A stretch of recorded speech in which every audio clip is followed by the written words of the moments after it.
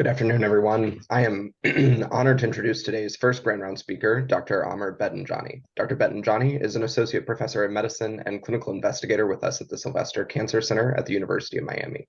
He completed his training in hematology oncology and transplantation at the University of Minnesota and then MD Anderson Cancer Center. Prior to joining us in 2016, Dr. Beitinjaneh was on the faculty at the University of Virginia, where he established a FACT-accredited transplant program and performed nearly 100 transplants annually. He now serves as the Transplant, Cellular, and Viral Therapy Site Disease Group Chair at Sylvester and oversees a large research program. His group manages about 35 open interventional clinical trials and has been Sylvester's highest accruing group over the last 2 calendar years.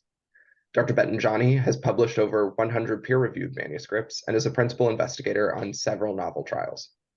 His clinical research focuses on the toxicity of transplant and cellular therapy and innovative adoptive cellular therapies for aggressive lymphoid malignancies such as lymphoma and acute lymphoblastic leukemia.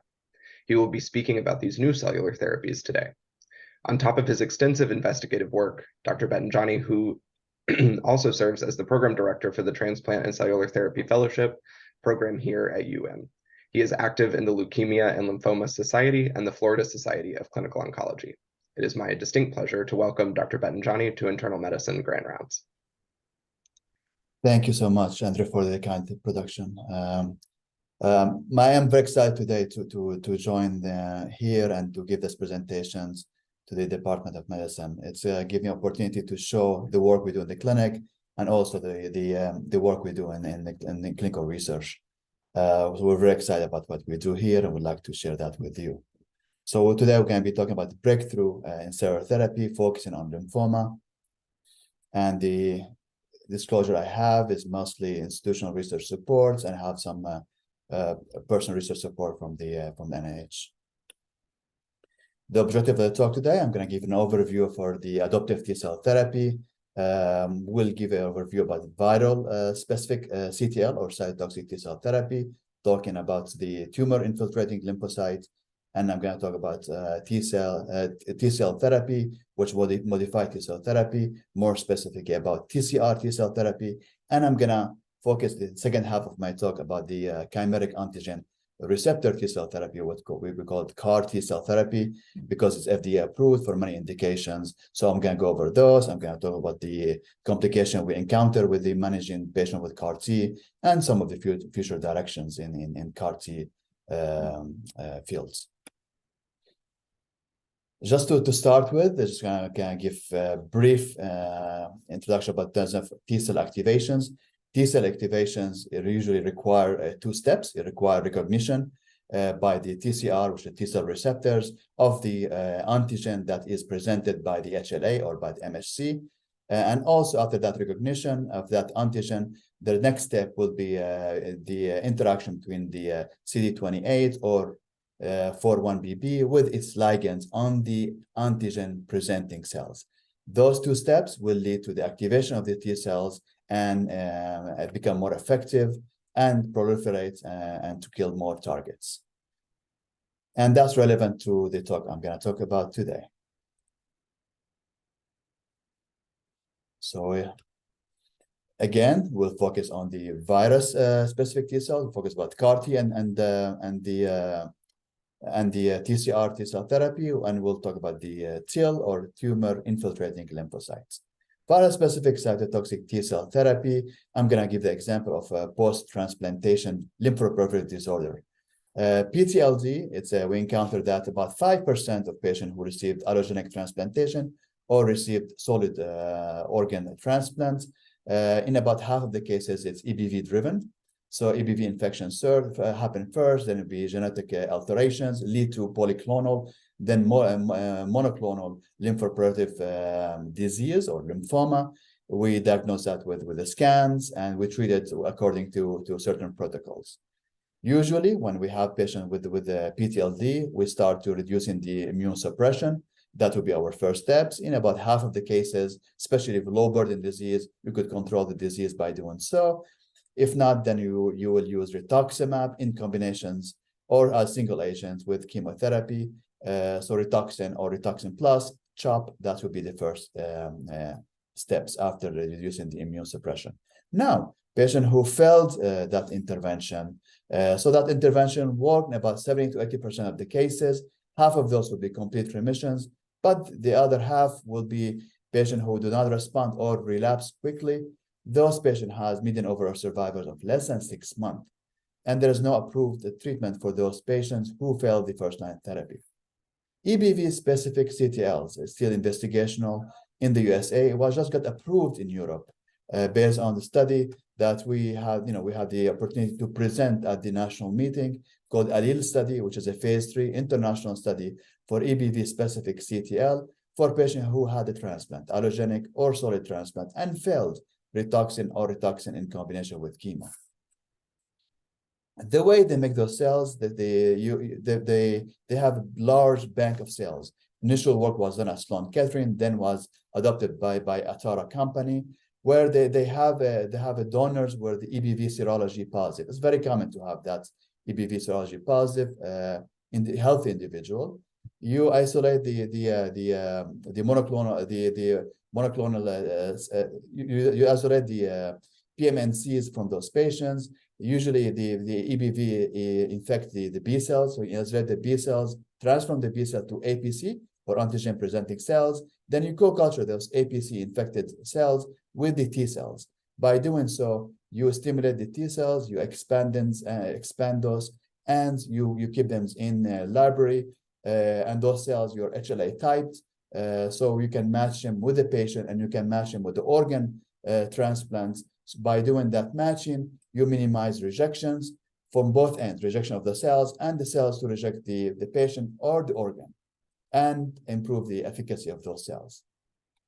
So again, investigational phase 3 trials, patient will receive infusions as an outpatients, day 1, day 8, day 15. Then at day 30, we do scan. If they respond, they can get additional cells. If not, they're off treatment. And what we saw in that trials, which was very impressive, that patient who responded, they have a superior overall survival compared to patient who never responds. Overall survival in 1 year was 83% compared to 34% for patients who do not respond, which is significant. Especially half of the patients do respond and about 27% have complete remission. The response were quick, and the median of time to response was 1 month, and many of the responses were durable, even with partial remission.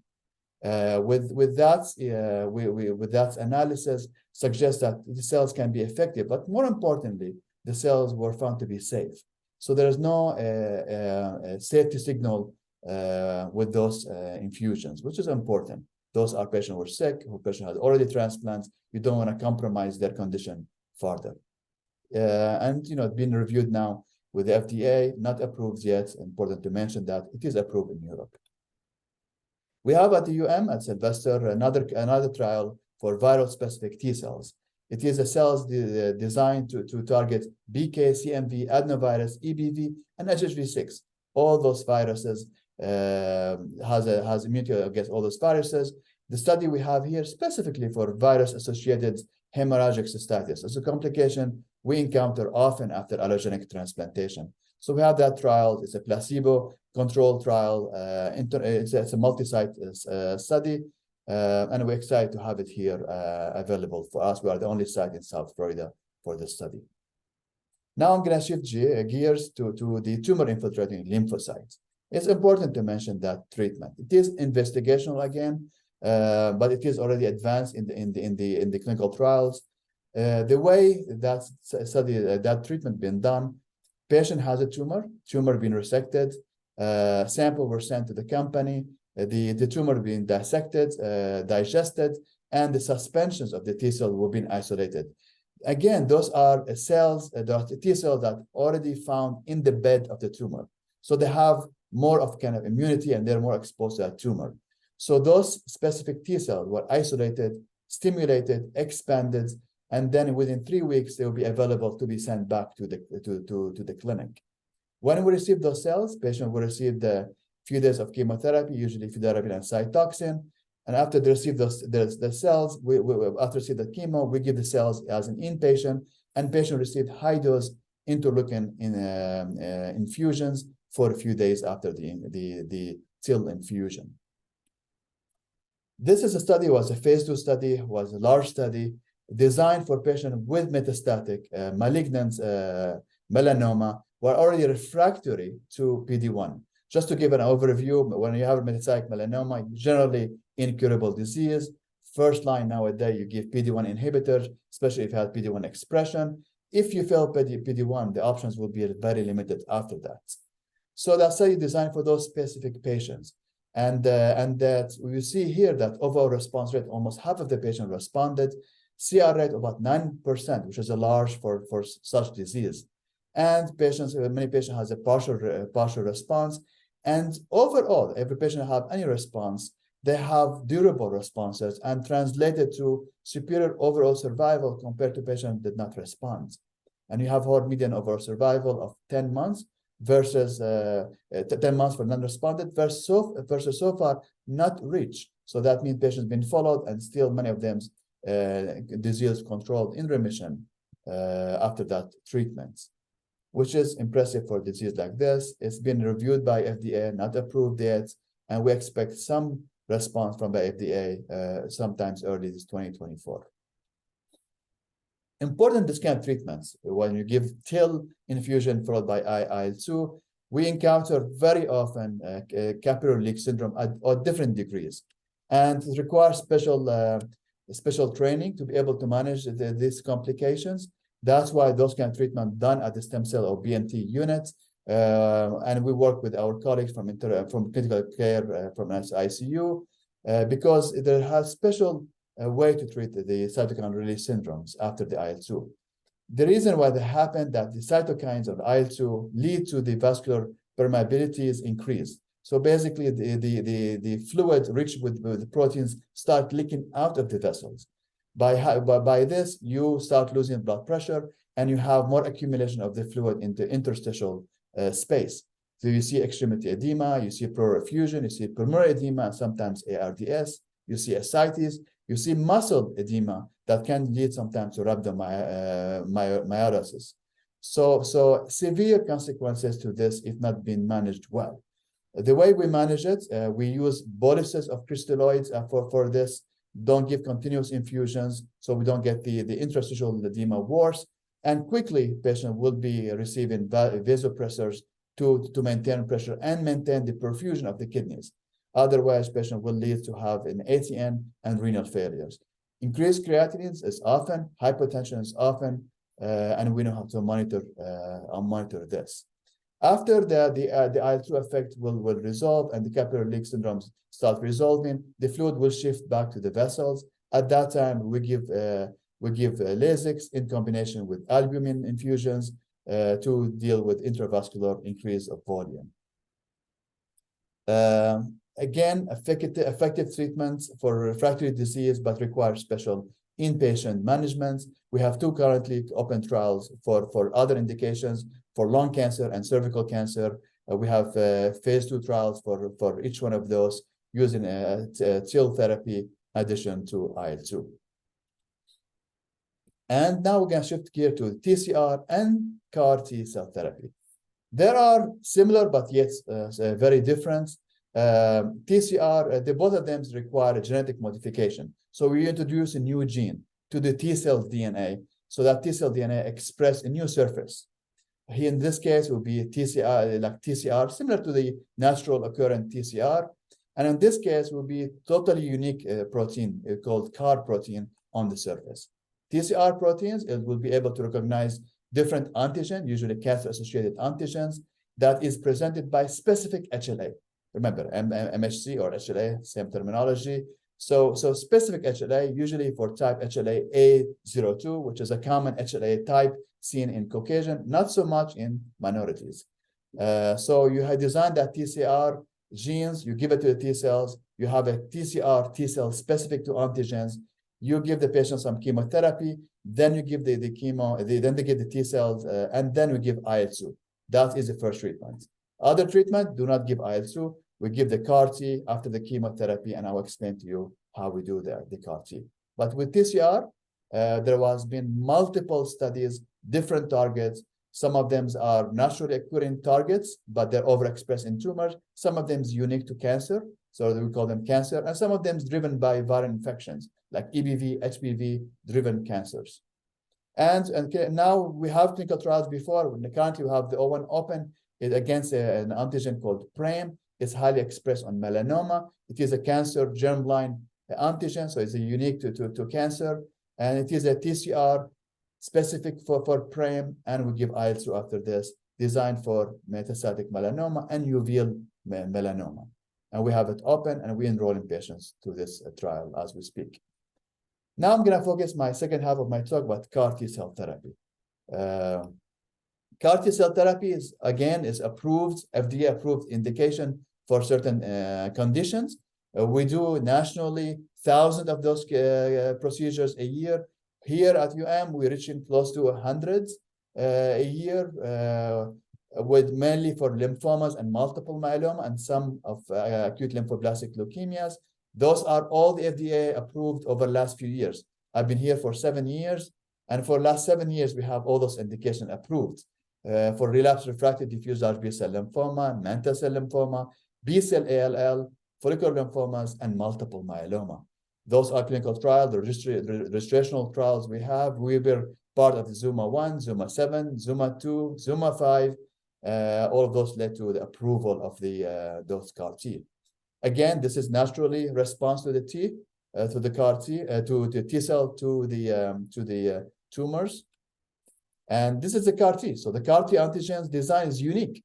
So unlike the T cell response, which is required the TCR recognitions of antigen that expressed by the HLA, the antibody can recognize the surface antigens without bypassing the need of being presented by an MHC. So just being on the surface, you can recognize it by antibodies. So the smart design was done that we include this two parts of that new receptors. It is a fusion protein, so it's composed of two parts. Extracellular part was derived from an antibody, and intracellular part were derived from the natural CD8 T cells receptors. So it has a part of it is we call stimulatory domain, and it has a part of it we call activation domain. So the CD28 or 41BB, those are the common one we use for stimulatory domain. CD3 zeta is a part of activation domain, and the surface looks like an antibody. By doing so, we can target it to any antibodies on the surface of interest. And we have different generation of this CAR T. Currently, the one approved is called second generation. In the research now arena, we have the third generation of CAR T. The way we do the CAR T in the clinic, we have a patient who has approved indication, let's say relapsed refractory mantle cell lymphoma or diffuse large B cells or multiple myeloma. Patient will undergo pheresis. So we do leukapheresis, we isolate MNCs, we send that to the company, they isolate the T cells, then they transfect the T cell with the lentivirus to introduce a new transgene into the DNA of the T cells, and that T cells now will express the new CAR receptor.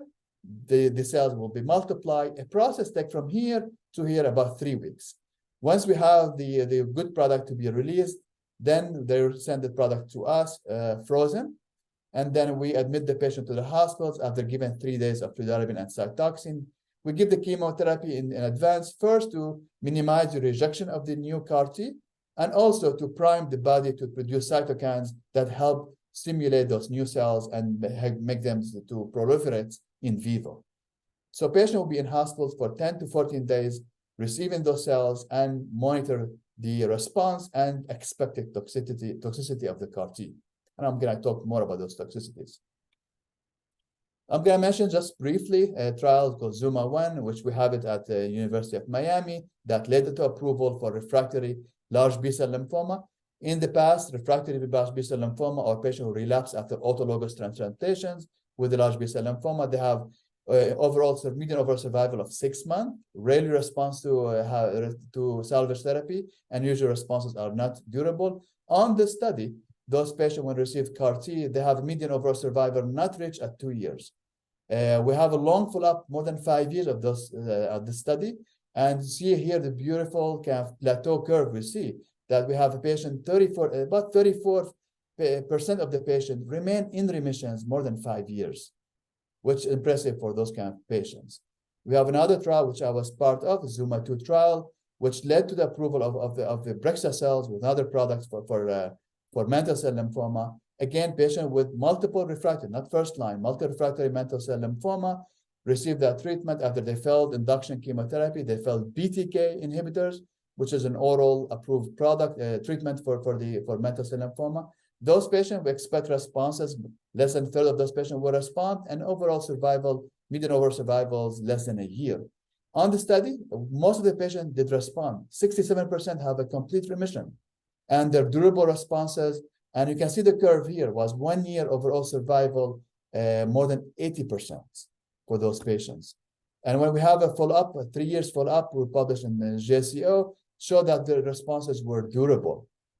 And across the risk factors, when you look at different risk factors for those patients with mantle cell lymphoma, we see a benefit across the different characteristics. And we've shown that patient who has a higher in vivo proliferation of the CAR T, more likely to respond.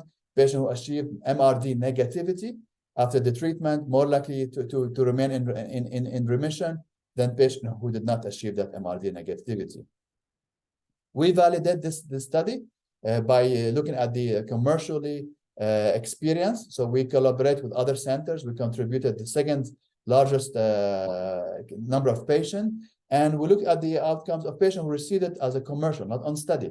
Those are patients usually more heavily treated, usually less strict criteria that we have in clinical trials. Those patients have more comorbidity, have more kidney dysfunctions.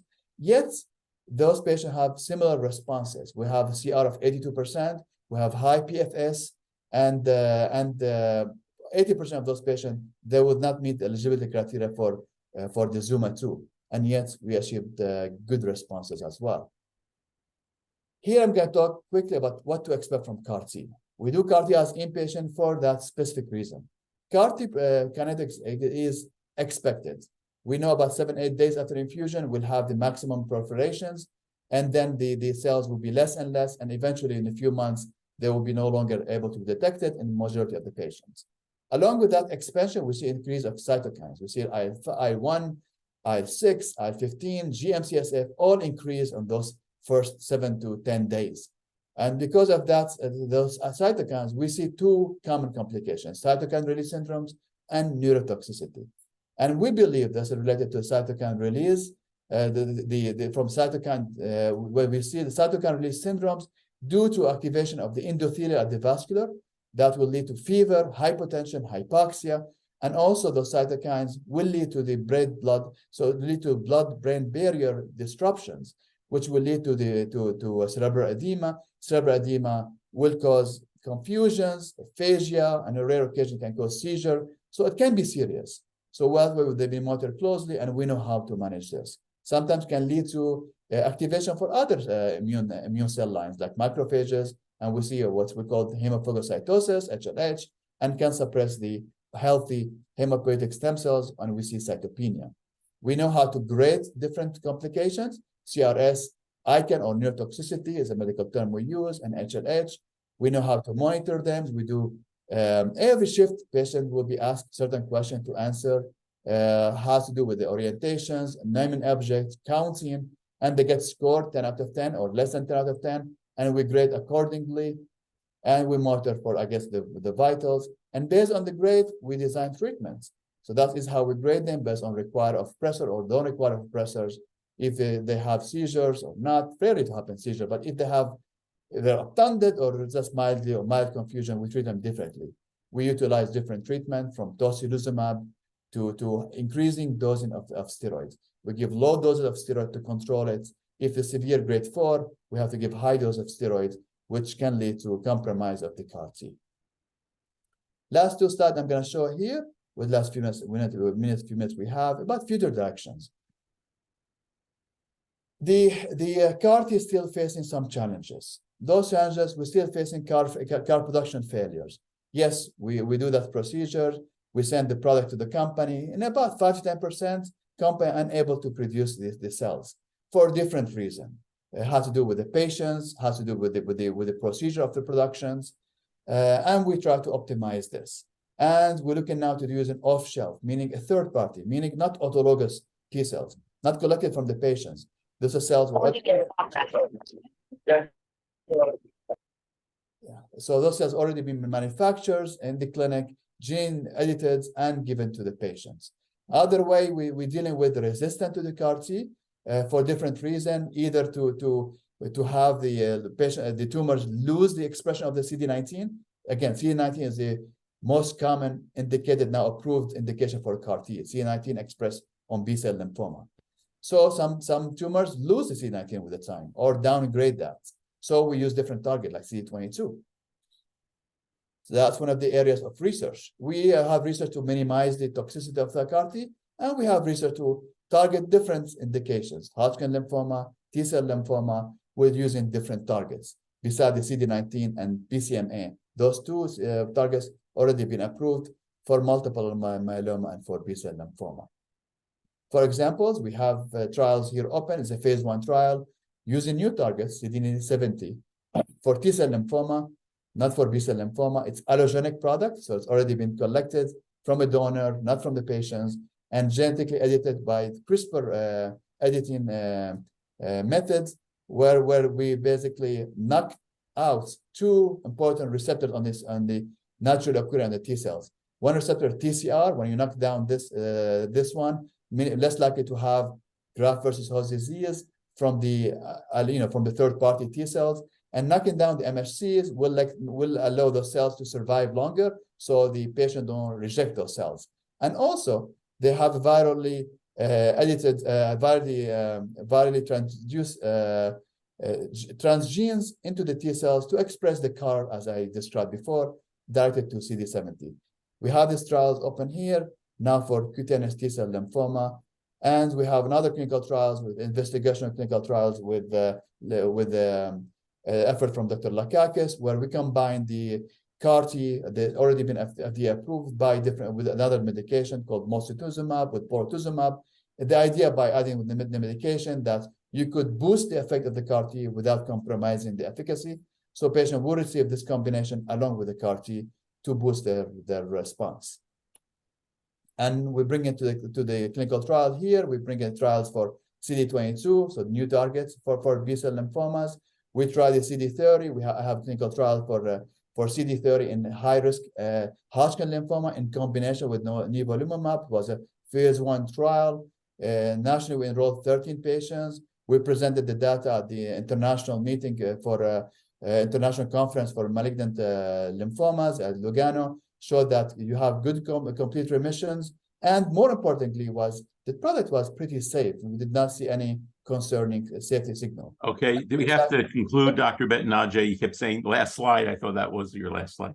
Yeah, actually, last slides, yeah. And so we're excited about the collaboration we have with University of Indiana, where we're gonna bring to the clinical trial here, supported by R01 for CD4 directed T-cell therapy, designed for the T-cell malignancy. Thank you very much. So thank you for that very exciting update on where we are with CAR T-cell therapy. Just maybe we're running a little behind, but just a quick question in terms of the future. Can you tell us where we are in terms of non-malignant diseases and the treatment use of CAR T-cells like lupus, sickle cell anemia, and so forth? So a very good question. So actually, there has been interest already been done at the phase 1, now going for phase 2 for SLEs, for lupus, more specifically, been tried for multiple sclerosis as well. So it has been phase 1 suggesting that it could use CD19 targeted CAR T for autoimmune dysfunction related conditions, and we have been approached to have trials open here. So we're looking for collaboration with colleagues from rheumatology. If anyone has interest here, where there's a trials to open for in that arena, which seem to be very promising. Thank you. We'll have to move on to the next speaker. Thank you very much, Natasha. You can put your question in the chat. Dr. McBride. I'm honored to introduce today's second grand round speaker, Dr. Bryan Leyva. Dr. Leyva is a physician activist and educator. He attended medical school at Brown University, where he completed a scholarly concentration in health policy. He completed residency training in medicine and pediatrics at the University of Minnesota, where he graduated from the global health tract. Prior to medical school, he did research at the Harvard School of Public Health and Dana-Farber Cancer Center, and completed a fellowship in public health and health services research at the National Cancer Institute at the NIH. Dr. Leyva joined the faculty of the University of Miami in the Division of Hospital Medicine as an assistant professor in our MedPeds division this last April. His scholarly work is focused on the intersections of medicine, racism, and social inequality. He has a background in community organizing, social justice art, and public health research, and he sees all his work as being part of the larger effort to decolonize and diversify medicine and achieve equity in healthcare. Dr. Leyva's past research was rooted in social justice frameworks and community engagement, and his previous work has been published in the New England Journal of Medicine, JAMA Internal Medicine, the Journal of Healthcare for the Poor and Underserved, and Implementation Science, just to name a few. He has also been featured in the national news outlets such as NBC Nightly News and the Washington Post. He is now the co-chair of the MedPeds Anti-Racism and Equity Research, Education, and Action Committee, and clinically he is interested in all aspects of hospital medicine, especially the patient experience, supportive oncology, and medical education. It is my distinct pleasure to welcome Dr. Bryan Leyva to Internal Medicine Grand Rounds to discuss a clinical vignette with us. Hello, everyone. Thank you so much for being here today. What an honor and what a tough act to follow.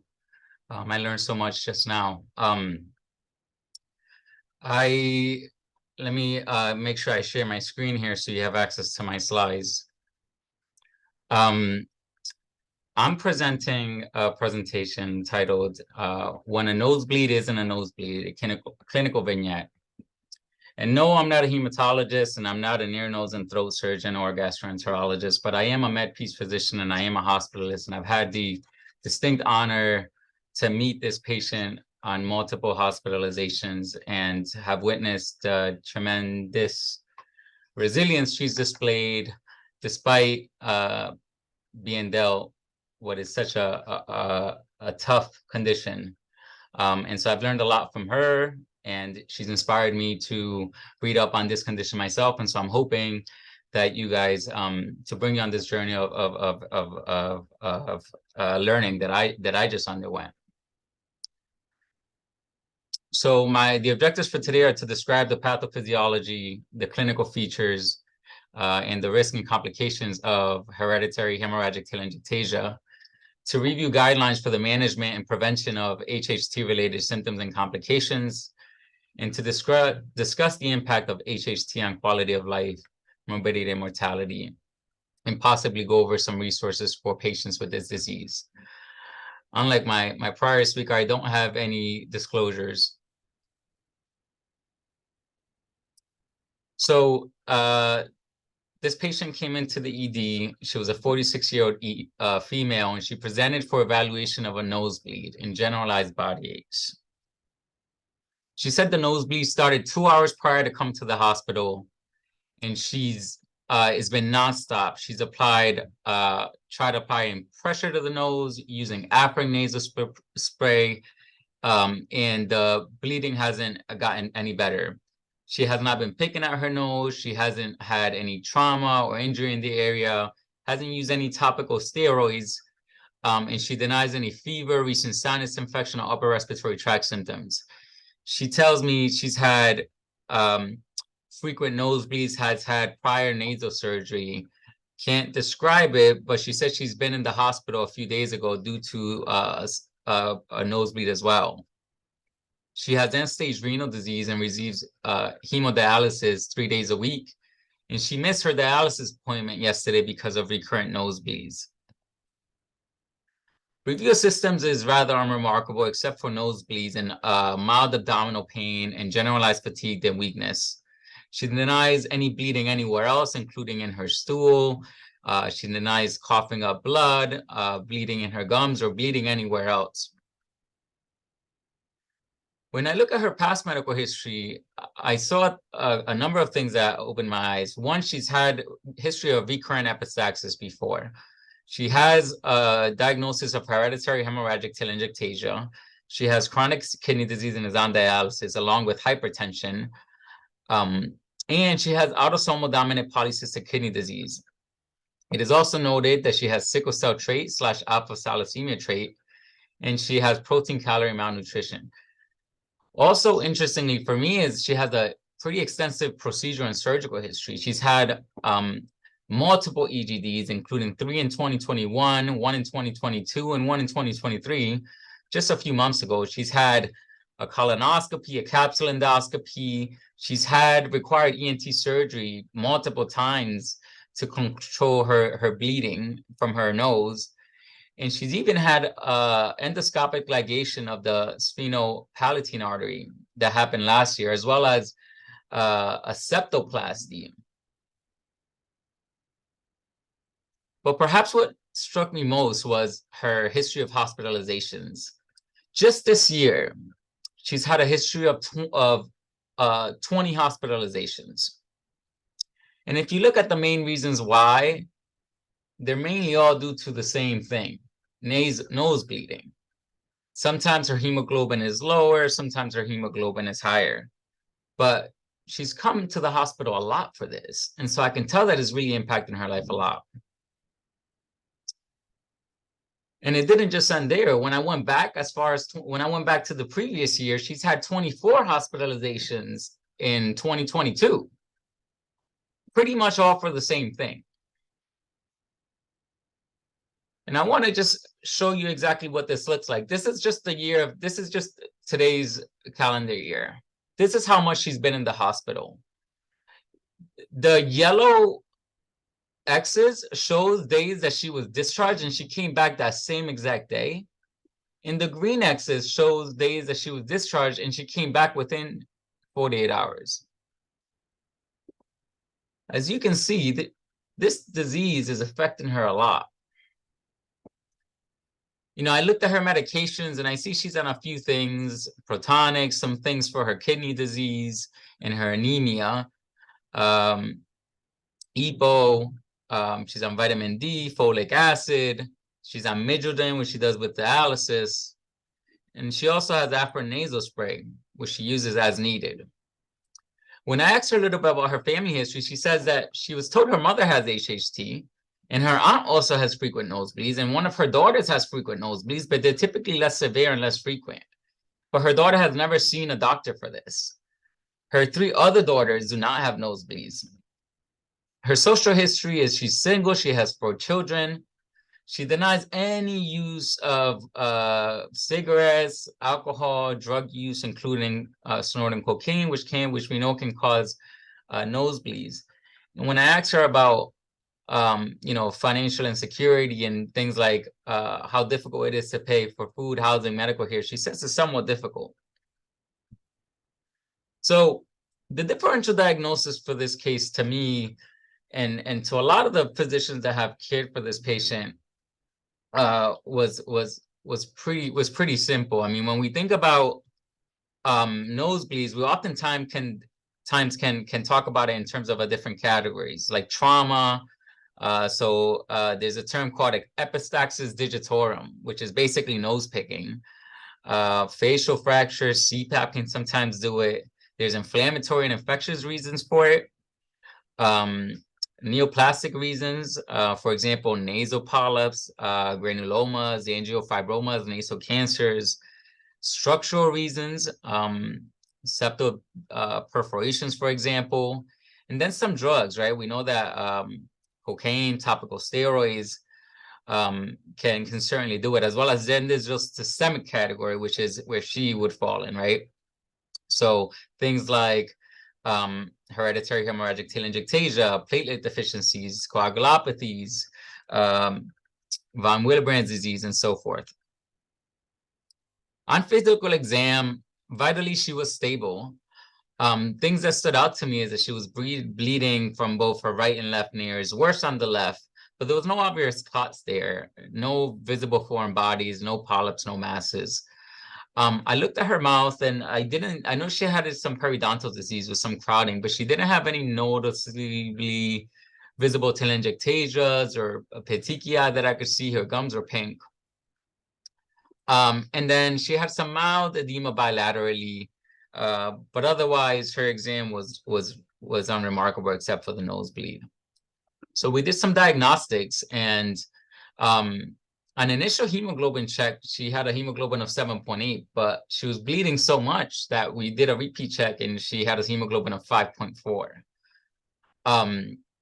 And then the rest of the labs are pretty consistent with her missing dialysis. So she had, her creatinine was high, her potassium was high at, at 6.1. She had an elevated phosphorus, all consistent with what we would expect. So what did we do for this patient? So she got some synephrine spray in the ED, and she applied a lot of pressure, 15 minutes at a time, multiple times, and that seemed to actually work. She was admitted for OBS and hemodialysis. We gave her 2 units of packed red blood cell. We consulted ENT, and they wrote, presented again for epistaxis, hemoglobin 5.4, not actively bleeding, no packing indicated. If no medical contraindication, can administer TXA if another episode of epistaxis were to occur. Nephrology was consulted, and she was discharged after her transfusion was complete and after she received dialysis. Her hemoglobin was 7.1 at discharge, which is around her baseline. So, it led me to a few things, especially because I came in 2 days later and I saw that she was admitted again. And so it made me think about, how is it that I've been taught to manage epistaxis, and is there something that I'm missing? So typically, I apply pressure, I maybe use some aspirin spray, maybe a rhino rocket, TXA with the rhino rocket, and if that doesn't work, I just consult ENT. So I thought I wanted to perhaps learn a little bit more about HHT and see if there's anything else that can be offered. So HHT is a vascular disorder. It's inherited as an autosomal dominant trait, and it can give you a lot of clinical manifestations. And even relatives who both have the disease, they can have different symptoms. So it has varying penetrance and expression. It's the second most common hereditary bleeding disorder in the US and in the world, with about 1 in 5,000 people having it. And most people, patients with HHT, are unaware of their diagnosis and have not been diagnosed at the time of hospital admission. So like I said, it's inherited as a autosomal trait. There are many gene variants that can cause it, but the 3 major disease variants are the ENG gene, which is HHT1. About 55% of patients have this gene associated with their condition. The ACVRL1 gene, which is HHT2, about 43% of patients. And then there's a smaller subset that have the SMAD4 gene, right? And that's it's a juvenile polyposis HHT overlap syndrome. And so all of these genes encode for proteins in the bone morphogenic protein signaling pathway, which is really required for the maintenance of arterial venous identity. So we know that if you perturb that pathway, you're going to compromise vascular wall integrity. So you end up getting these vascular changes, and they end up affecting a variety of vascular events, including arterial venous shunts. So they can be AVMs or AV fistulas, and telangiectasias. AV shunts are direct communications between arteries and veins. And so in the lungs, they look like sacs. And you can also get what looks like what are called nidal AVMs. And then you can get potentially more dangerous malformations, which are fistulas, which is a direct high flow connection between the arterial and the vein. They also get telangiectasias. So these are these small dilated blood vessels that are formed in the skin or in the mucous membranes. We don't know why some AVMs develop in some vascular beds and not in others. And there's this increased interest in the role of VEGF in HHT. Since we've seen patients with HHT have increased VEGF and TGF-beta, and we know that treatment with angiogenesis inhibitors has some efficacy in these patients. So these patients, most patients with HHT experience only epistaxis, mucocutaneous telangiectasias, typically on the lips, the oral mucosa, and the fingertips, and they have a tendency to develop iron deficiency anemia, secondary to blood loss. However, some patients can have even more substantial symptoms due to recurrent nosebleeds and or GI bleeding, and they can become transfusion dependent. Some of the cardinal features of HHT are they end up getting these visceral AV malformations. And even though they're usually silent, they can cause significant morbidity. So pulmonary AVMs affect about 50% of HHT patients. Cerebral vascular malformations affect about 10% of patients, and hepatic AVMs affect 50% of patients. So here's a slide that kind of talks to you a little bit, kind of summarizes what I just talked about. So you end up getting these telangiectasias on the left here, and they can be present in the nose, which is what causes epistaxis, and the iron deficiency anemia, which we know that decreased serum iron is associated with increased factor VIII. And so they're actually at increased likelihood of venous thromboembolism. We also know that they can cause these telangiectasias can be present in the gut, and so they can cause GI bleeding, and then they can be present in the skin, and those are rather benign. And then they can be present in those three areas mainly in those three areas that I talked about: the lung, the liver, and the brain. You know, the lung AVMs they allow systemic venous blood to bypass your normal pulmonary circulation, and so you end up getting these. You can get paradoxical strokes, brain abscesses, migraines, and hemorrhage is really rare in these pulmonary AVMs, but it's except in pregnancy, and that goes up. When it comes to hypoxia and respiratory symptoms, you oftentimes get hypoxemia, but you don't really get and then that causes this erythrocytotic stimulus that causes secondary polycythemia. But most patients with pulmonary AVMs don't get actually respiratory symptoms, so they're unaware, and most of them don't actually have hypoxia.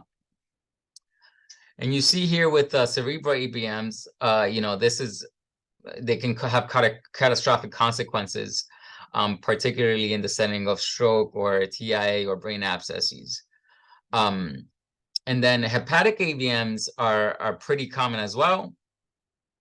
And the main complication of that is heart failure.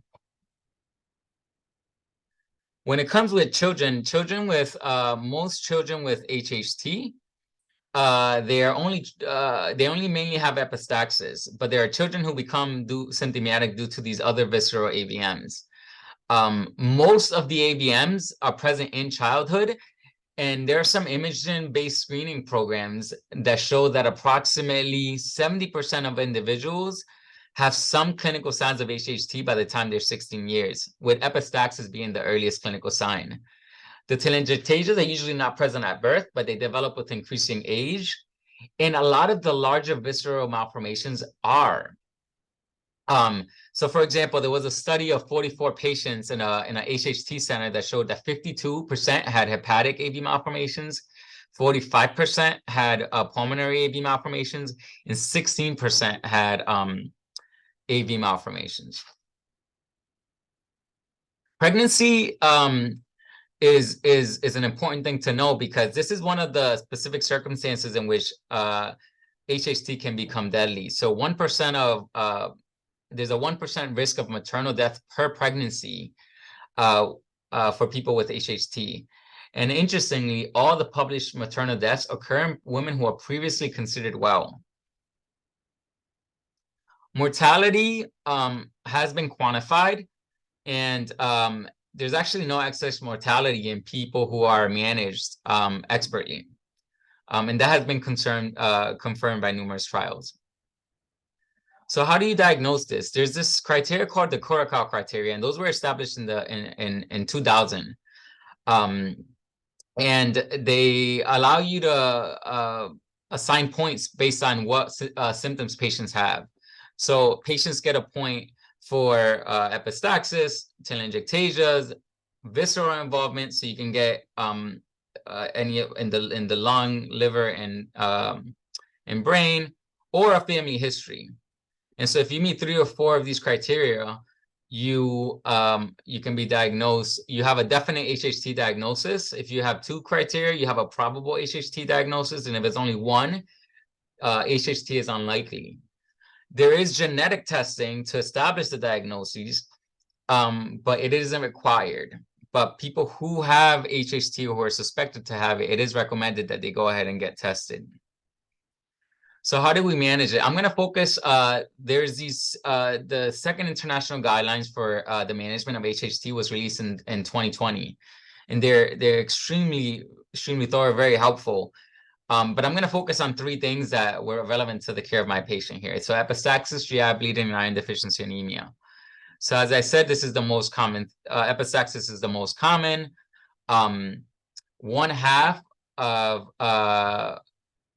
almost in a survey of 220 patients with HHT, nearly 1/2 reported nosebleeds daily. And many things can cause it. So what do they say about management? So patients with HHT should use moisturizing therapy, right? Topical saline is what is typically recommended. You can either use the spray or the gel, and is used twice daily. Recommendation 2 is that they actually should consider the use of oral TXA. For the management of epistaxis, it doesn't respond to moisturizing topical therapy. There's been 2 RCTs of oral TXA that have showed a decrease in epistaxis severity with minimal adverse side effects. Then they say, you know, if that doesn't work, you can try ablative therapies. So that's where our ENT folks come in. So that includes things like laser treatment, radiofrequency ablation, sclerotherapy. Another thing you can use if that hasn't helped is the use of systemic anti-angiogenic agents. And then lastly is septodermoplasty, which our patient had received. And if that doesn't work, is a nasal closure. So I wanted to talk a little bit about these systemic therapies. So oral TXA is actually, you know, TXA is an inhibitor of the fibrinolytic system. It prevents clots by binding plasminogen to fibrin and preventing the binding of plasminogen to fibrin and preventing the activation of plasminogen to plasmin. We know that it can be used in patients who have TXA, and it helps and it works. Obviously, if patients have a known clot, like a DVT or PE or prior ischemic stroke, then it would be contraindicated. But the data looks really promising for oral TXA. The other agent is IV bevacizumab. And in the guidelines, they really recommend an IV bevacizumab, but we know that people are now using it topically, and they also started using it via submucosal injections. So what are the ablative therapies that we could use? So we have laser treatments, radiofrequency, septodermoplasty, which is considered the gold standard, and then Young's procedure, which is basically the septodermoplasty with complete closure. This is what Young's procedure looks like. They make that incision, and they basically close the nose there with inverted mattress sutures. And in this study, for example, they showed that 83% of patients experience complete cessation of bleeding after the procedure. GI bleeding, like I said, is very common. These telangiectasias are more common in the stomach than in the duodenum. And you know, they're really recommending that anyone who is suspected of having HHT undergoes an EGD. And then if they have a specific variant, this SMAD HHT variant, then they should get colonoscopy as well earlier.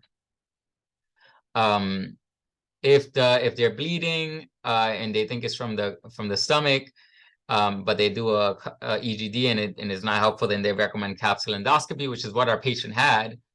And then they even are also recommending these oral fibrinolytics and the IV bevacizumab as well. So for iron deficiency, we know that epistaxis is the most commonly causes the iron deficiency. And what they're recommending is basically all patients with HHT be screened for it, that they be started on iron replacement with oral iron. And if that doesn't work, then to use IV iron.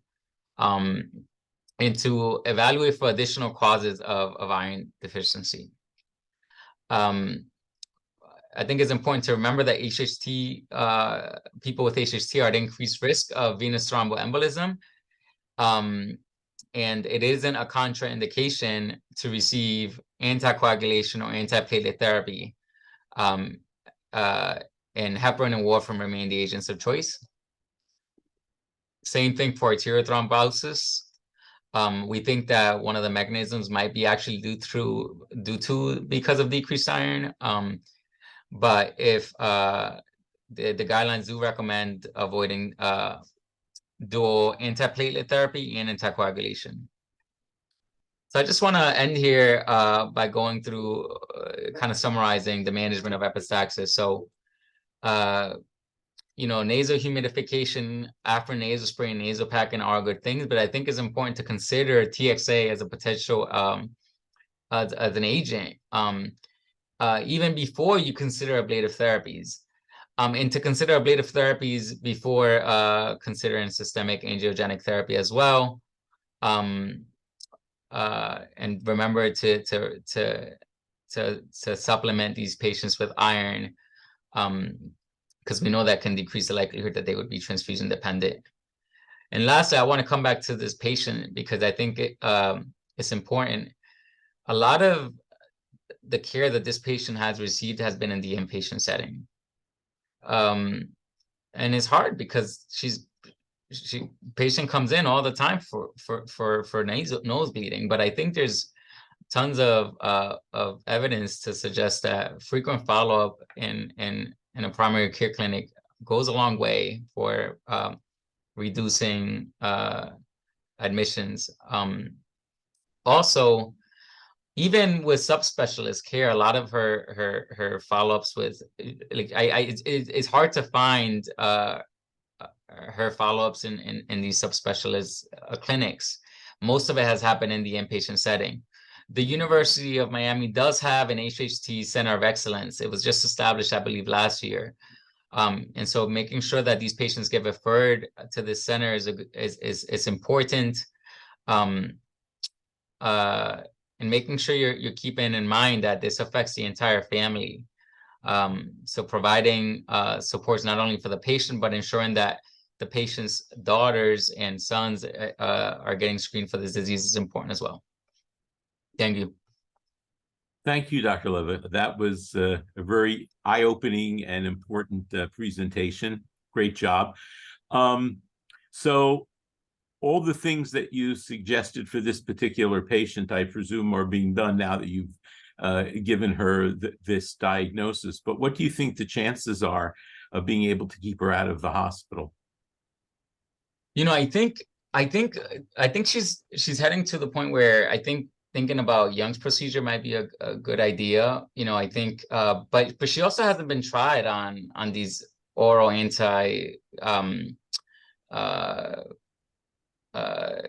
like these systemic therapies, right? And so I think that I think that there's still room to grow. I think part of the thing that I worry about is I almost feel like in some ways we failed this patient because she's been here so many times, and she doesn't have a PCP, right? Like her follow-ups with hematology are so limited, with ENT are so sparing, and I think that there's more that we could do to ensure that she has the follow-ups that she needs. So I think that there's still things that can be done. I don't know if her disease is so severe. She has a couple of things working against her with it.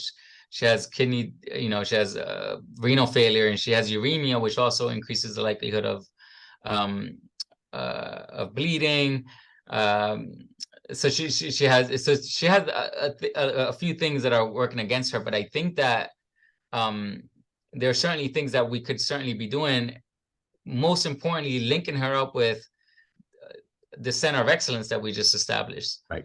Thank you. Great. So I want to thank both our speakers today for very interesting grand rounds. We appreciate their participation, as we appreciate all your participation in grand rounds every week. If you check the chat, you'll find the link for the CME and MOC credits. And I wish everybody a wonderful day. Thank you so much.